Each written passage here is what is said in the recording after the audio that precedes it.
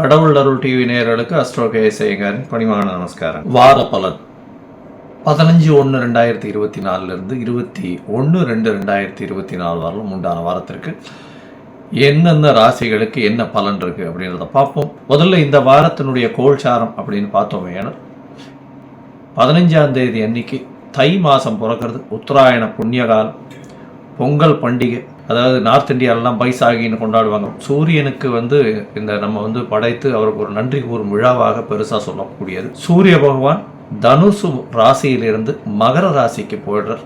இது மார்கழி மாசத்திலிருந்து தை மாசத்திற்கு வர்றதாக சொல்றது, மகர மாசம் அப்படின்றதுனால. ஸோ இந்த வாரத்தினுடைய கோல்சாரம் அப்படின்னு பார்த்தோம்னா, மேஷ ராசியில குரு பகவானும், கன்னியா ராசியில கேது பகவானும், ரிச்சிகத்தில் சுக்கிர பகவானும், செவ்வாயும் புதனும் தனுசுலையும், சூரியன் மகரத்திலையும், கும்பத்தில் சனி பகவான், மீனத்தில் ராகு பகவான் இருக்கா. இந்த வாரத்தில் பார்த்தீங்கன்னா 19/1/2024 அன்னைக்கு சுக்கிர பகவான் தனுசுக்கு வந்துடுறார் ரிச்சிகத்திலிருந்து. இந்த வாரத்தில் அதிவேகமாக செல்லக்கூடிய கிரகம்னு சொல்கிற சந்திர பகவான் கும்பராசி சதய நட்சத்திரத்திலிருந்து ரோகிணி நட்சத்திரம், அதாவது ரிஷபராசி வரலும் போகிறார். இந்த 4 ராசிகளும், அதாவது கும்பம், மீனம், மேஷம், ரிஷபம், இந்த 4 ராசிக்கும் போகிறார். இந்த வாரத்தில் வரக்கூடிய விசேஷ நாட்கள்னு பார்த்தோம்னா, முதல்ல பொங்கல் திருநாள். எல்லாருக்கும் என்னுடைய பொங்கல் நல்வாழ்த்துக்கள், ஆசீர்வாதங்களும். இந்த பொங்கல் நல்லபடியாக கொண்டாடணும். 15ஆம் தேதி அன்னைக்கு பொங்கல், 16ஆம் தேதி அன்னைக்கு காணும் பொங்கல், 17ஆம் தேதியும் இந்த 3 நாட்களும் கரிநாள்னு சொல்லக்கூடியது. எந்த ஒரு புதிய விஷயங்களையும் எடுத்து செல்ல வேண்டாம். கண்டிப்பாக வீட்டில் எல்லாரும் சந்தோஷமாக குதூகலமாக கொண்டாடக்கூடிய நாளாக இந்த வாரம் அமையிறது. பொங்கல் திருநாள் இந்த 3 நாள், அதுக்கப்புறம் வள்ளுவர் திருநாள், வள்ளுவரனுடைய பிறந்த தினம் இதெல்லாம் வருது. 20ஆம் தேதி அன்னைக்கு 20/1/2024 அன்னைக்கு கிருத்திகை, தை மாதத்தில் வரக்கூடிய முதல் கிருத்திகை இது. அதனால் முருகப்பெருமானுக்கு விரதம் இருக்கவா, கிருத்திகை விரதம் நோன்பு நோக்கிறவங்க, அவங்களுக்கெல்லாம் ஒரு பெரிய ஏற்றம். குழந்தை பிராப்திக்காக பார்த்து கொண்டிருப்பவர்கள் கிருத்திகை விரதம் இருப்பார்கள்.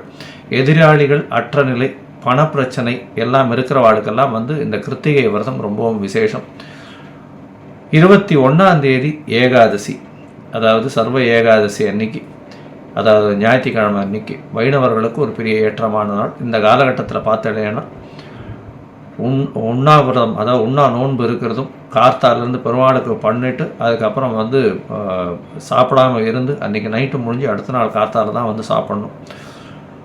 சீனியர் சிட்டிசன்ஸ் வாழ்க்கெல்லாம் senior citizens, pregnant womens, children வாழ்க்கெல்லாம் கொஞ்சம் எக்ஸப்ஷன்ஸ் உண்டு அவளுடைய உடல்நிலை கருதி.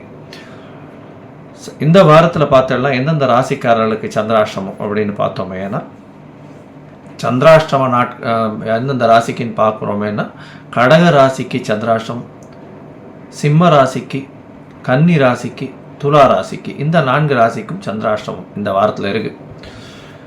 சரி, இந்த வாரத்தில் பொங்கல் திருநாள் வருது. பொங்கல் திருநாளில் பெரிய முக்கியமான விஷயம், பொங்கப்பானை எப்போ வைக்கிறது சார், அதுதான் ரொம்ப பெரிய விசேஷமானது.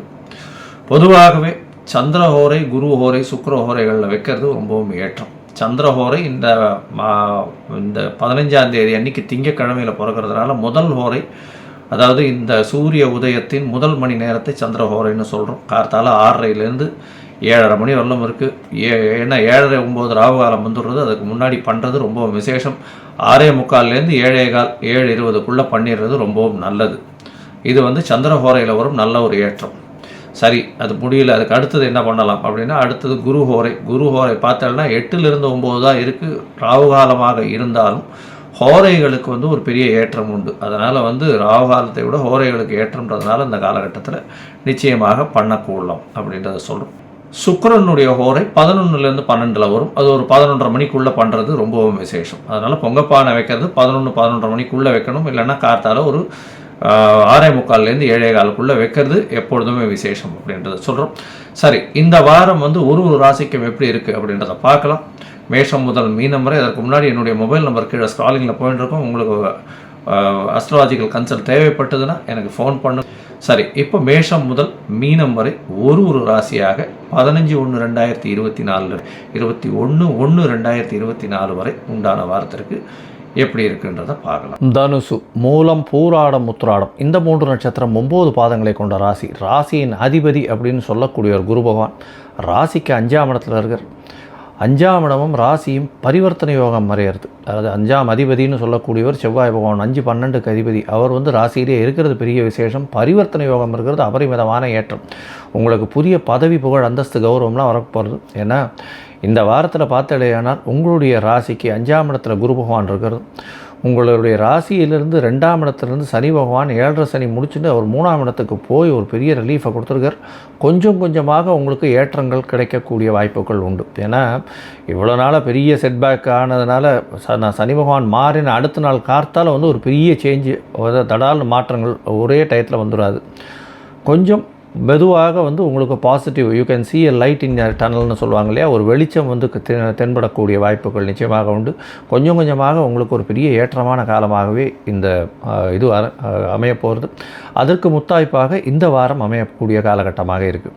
இந்த வாரத்தில் பார்த்தலையானால் உங்களுடைய ராசிக்கு 12ஆம் இடத்துல சுக்கிர பகவான் இருக்கவர், அவர் உங்களுடைய ராசியிலேயே வந்துடுறார்.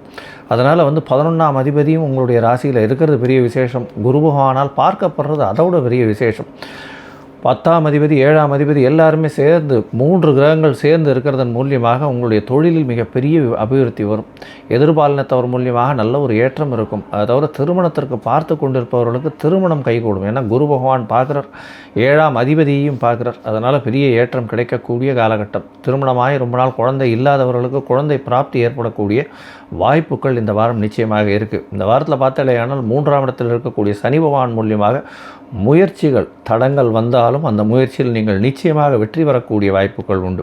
உங்களுடைய ராசிக்கு பார்த்தாலேயானால் 11ஆம் அதிபதி ராசியிலேயே இருக்கிறதுனால, அதாவது சுக்கிர பகவான் எல்லா விதமான விஷயங்களிலும் தொழிலில் பெரிய வெற்றி, அபரிமிதமான லாபம் சம்பாதிக்கக்கூடிய காலகட்டமாக இருக்கும்.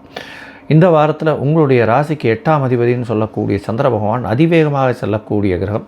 அவர் வந்து உங்களுடைய ராசிக்கு 3ஆம் இடத்தில் இந்த வாரத்தை ஆரம்பிக்கிறார். அதாவது 15/1/2024 21/1/2024 வரை உண்டான வாரத்திற்கு சந்திர பகவான் உங்களுடைய ராசிக்கு 3ஆம் இடத்துல 16ஆம் தேதி கார்த்தால் வரலும் ஒரு 5:30 மணி வரலும் இருக்கார்.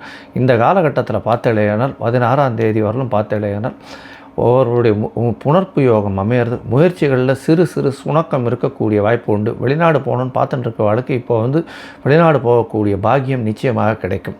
உங்களுடைய ராசிக்கு பார்த்தலையானால் படிக்கக்கூடிய மாணவர்களுக்கு நல்ல ஒரு ஏற்றம் இருக்கும். போட்டித் தேர்வில் வெற்றி பெறக்கூடிய வாய்ப்புகள் நிச்சயமாக உண்டு.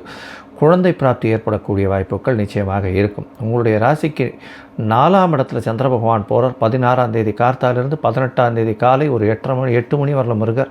இந்த காலகட்டத்தில் உங்களுடைய ராசிக்கு 4ஆம் இடத்துல ராகுவோடு சேர்ந்திருக்கிறதுனால தாயின் உடல்நிலையில் சற்று முன்னேற்றம் இருக்கக்கூடிய பாக்கியம் உண்டு.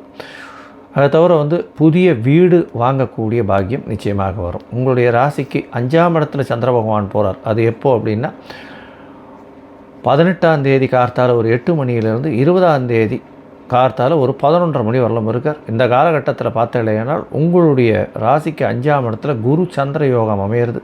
கஜகேசரி யோகம்னு சொல்லக்கூடியது குரு சந்திர யோகம் அமையக்கூடிய காலகட்டமாக இருக்குது.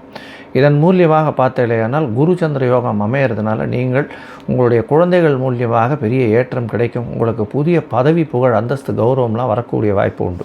2ஆம் இடத்தில் சூரிய பகவான் இருக்கிறதுனால சற்று பேச்சில் கவனமாக இருக்கணும். பட்டுன்னு பேசக்கூடிய வாய்ப்புகள் உண்டு. பொருள் வரவிற்கு, பண வரவிற்கு தடை இருக்காது, கவலைப்பட தேவையில்லை.